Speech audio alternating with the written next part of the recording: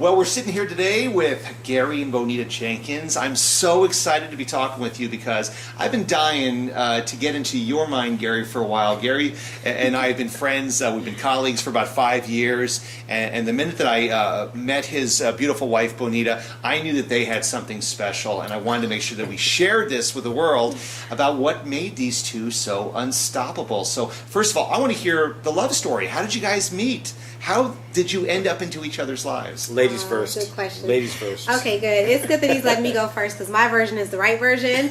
Whatever he tells you is a little suspect. So we met in business, and we were friends for a while. For a really long while, we were friends. Yep. I expected to be friends forever. As a matter of fact, we were such good friends that I consider him my brother. You know, he was like my play brother. I would call him and talk to him all through the night while he was at work and stuff, but as a brother. Sure. And I wanted nothing more than that.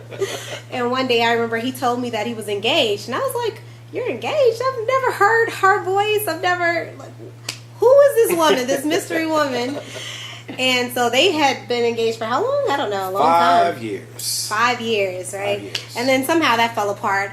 And the first thing that he said to me after they, broke up, he said, "I'm going to find me a woman that's in business with me." And I'm like, oh, shoot, I'm in business with him. I'm like, I need to hook him up with somebody because I don't want him to think that's me, right? And she did. She tried to throw every person my way. Every friend that she had in business. And they were cute. Hey, here you go.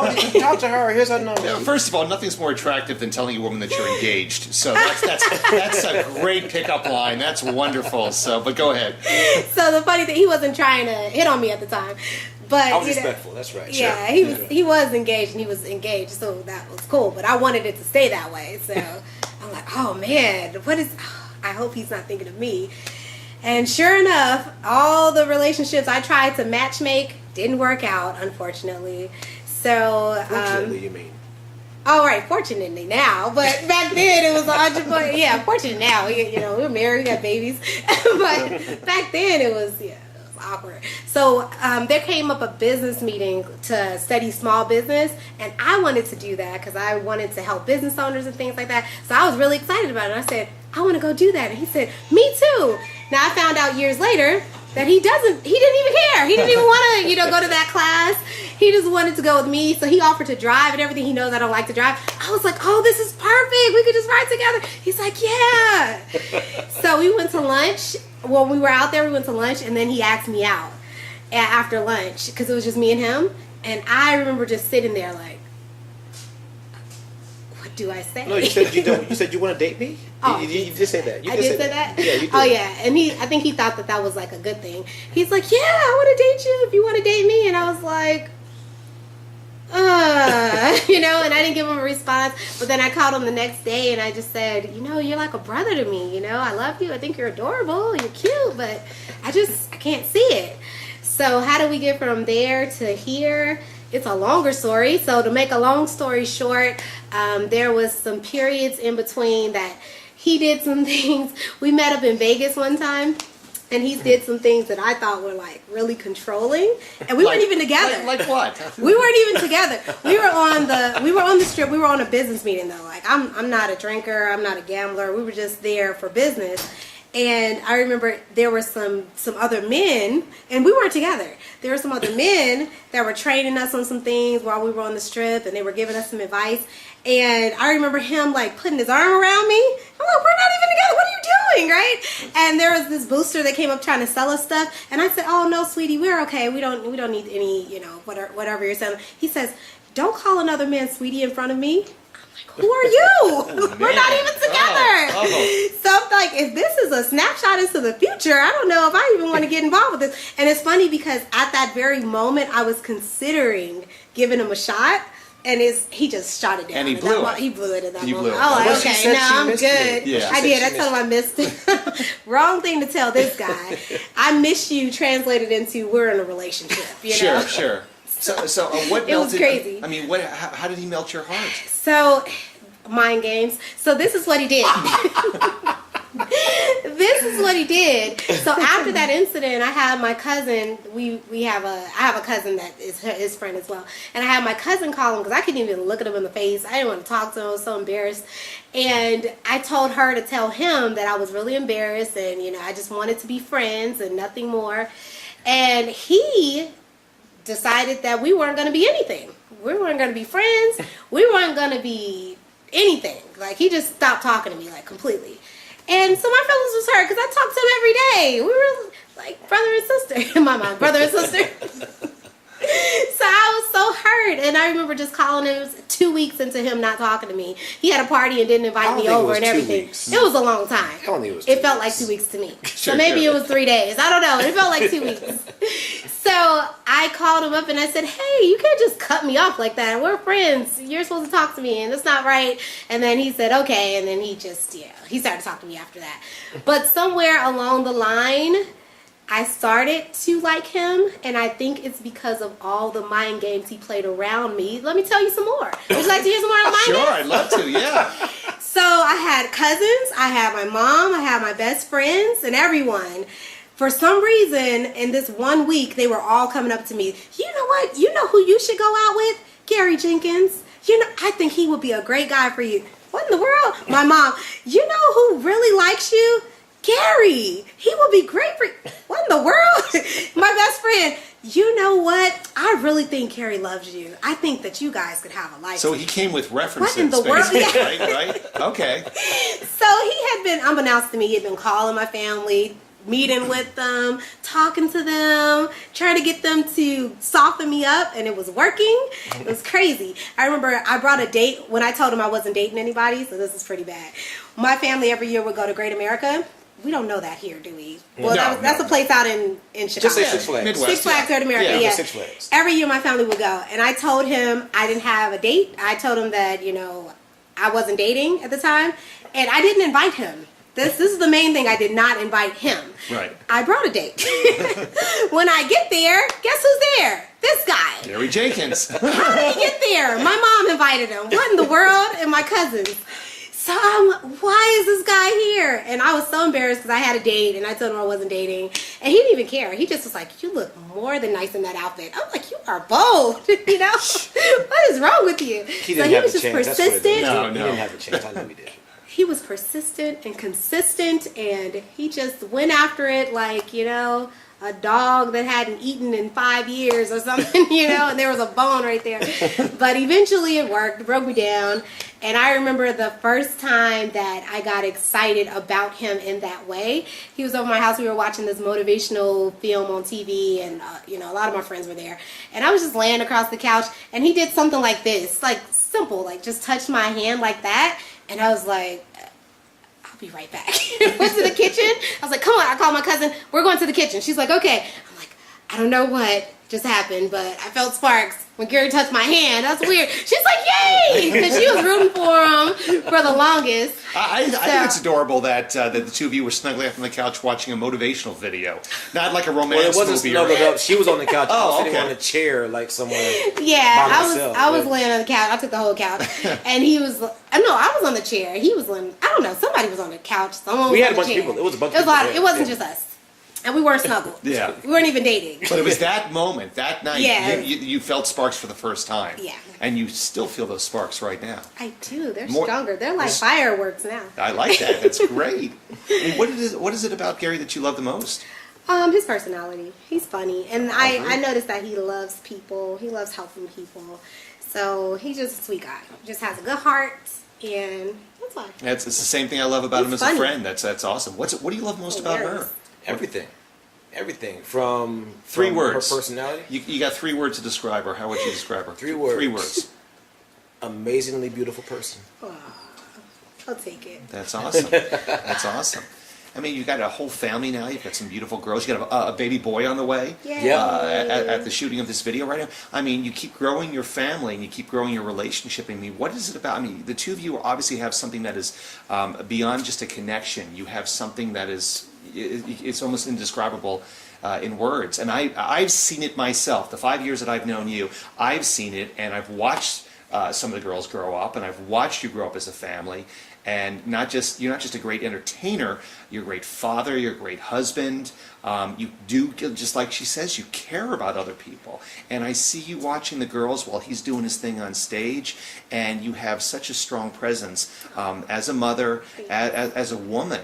And it's just something magical about the two of you. What do you think it is that keeps the two of you stronger than ever? And how do you deal with adversity? I mean, what about arguments? Do you ever disagree about anything? Ooh, it's getting juicy. Yeah, of course it is. One of the things that we communicate. Yeah. That's really the biggest thing. Whether it's communicating loudly or communicating softly, we communicate. But I think really what it is mutual respect for each other, and our faith in God, and our church life and prayer life, and all of that really is what keeps us going. Because there's been times when we've had arguments, but one of the things we don't do is we don't go to sleep mad at each other. Right. We discuss that. Yeah, I firmly believe in that. Never ever go to sleep mad. Yeah. Anything that you can fix tomorrow, you can fix today. Yeah. And that's a good lesson. So, what do you think it is, Bonita? I agree with everything that he just said, actually. And we talk, we work things out, we apologize. I'm not afraid to apologize. Nobody's ego is too big to apologize, And even when it's hard, you just suck it up and say, I'm sorry. And you mean it, you know? Sure. And I don't like to hurt his feelings. He doesn't like to hurt my feelings, even though it happens sometimes. It's not what we plan to do. Right. And we know that we have each other's backs, So that's important. And one of the biggest things, too, and I really wish other couples would pick up on this, is the fact that sometimes you don't know you're hurting the other person's feelings if that person never brings it up. Right. So you can continue to do things that you don't know is hurting that person's feelings until that person says something. And then because they're not bringing it up, it just festers and builds and builds, and then finally they do that thing one last time and they just explode, from not saying something before. So that's one thing I told her, is like, if I'm ever upsetting you, just let me know what it is I'm doing so I can stop. And I do. Yeah. Do you feel like your communication skills, are better than ever right now? I mean, do you think? Are you always? Yeah, is there we're anything? talking. Yeah. Always. We're talking good. What do you, we're talking a lot. So, yeah. What are you continuously working on? Is there anything that that you continuously work on that that you feel like maybe a lot of couples out there, they don't work hard enough on certain aspects of a relationship, and it's maybe what do you think it is that breaks couples up? I mean, what do you think? There's so many different things. There's way too many things to even name. It could be from finances. It could be from lack of communication. It could be from past experiences, life, family that they're involved with. I've seen individuals where you're married, but you're not listening to each other. You're listening to what your parents are telling you to do, or you're listening to what your sister is telling you to do, as opposed to the person that you married. Right. And that can drive a wedge between individuals and couples. Yeah. That's true. Yeah, I'll tell you what. That's very true. Relationships are definitely tough. I mean, one of the things that Christy and I are consistently doing is telling people how to communicate better. Showing them that they need to not just plan their present, but plan their future and accept their past as well too, and make sure that they realize that just because you've been in bad situations in the past doesn't mean that that's going to be a bad situation in the future. I mean, everybody is always a work in progress, and the couples that stay together for the longest, they understand that it's a journey. It's not necessarily, just points in time, but it's a journey side by side. Right. Do you two have any dreams? Any dreams that you've been sharing for years that you want to see achieved? It can be maybe a place you want to go, financial dreams. Obviously, a dream of having another child. You're realizing that right now. Yay. Didn't even know it was a dream. But didn't even know it was a dream, right? No, we just woke up into that reality one. Sure. Yeah. So, but we're always looking for financial stability for our family. That's why we do what we do in our business, and I work so hard. Being able to work as hard as I do in everything that I do, to be able to keep her at home, raising the kids around her schedule. That's been one of the biggest things ever, I think. We want to be able to spend time with each other, spend time with the family, take that time off, and at some point in time retire myself from corporate America, so we can have even more time with each other, even though sometimes I get on the nerves. Yeah. Any dreams that you've? Oh yeah, I have a whole board about them. Name one of them. Jamaica. I haven't been out. He's been out of the country. Sure. I've never been out of the country, so I want a passport. I don't have a passport yet. He has a passport. I don't have a passport, but I want to get one, and I want to go out of the country, and I want to see different parts of the world. But it's really important for me I want to take my kids too. And he's like, let's just go together. So I'm like, okay, I want to bring the kids. So you definitely should bring them. I've seen the videos of the kids, singing in the car before. And that's one of my fun, that's one of my favorite videos of all time. Right, So and the kids want to go too. Yeah. Especially if we're only going to go once to this one place. I want them to be there. So that's the challenge. But I definitely also want private time with him. So maybe we gotta go twice, just have to do Jamaica 2 times. You can do that. Duh. Yeah. What was I thinking? That's we'll perfect. go first and then we'll bring the kids next time. Well, we got just a couple minutes left, and I just want to, first of all, thank you guys for being so candid and talking about your relationship, and most important, giving others advice as to how to keep their relationships strong. Do you have any last minute advice? Any advice that you can think of that couples, whether they be new couples, married couples, or maybe just even single people who are wanting to be in a relationship that they feel good about, what advice would you give to them? The biggest thing is communication. That is the biggest thing. You have to know what each other wants. You have to know where each other has come from.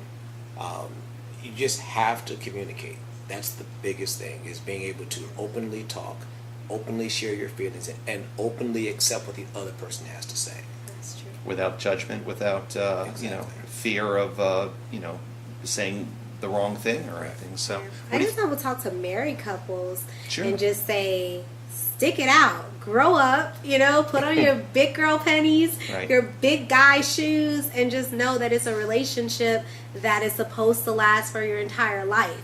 Don't be a quitter. Things happen. You get in arguments, and you're supposed to just learn from them and move on.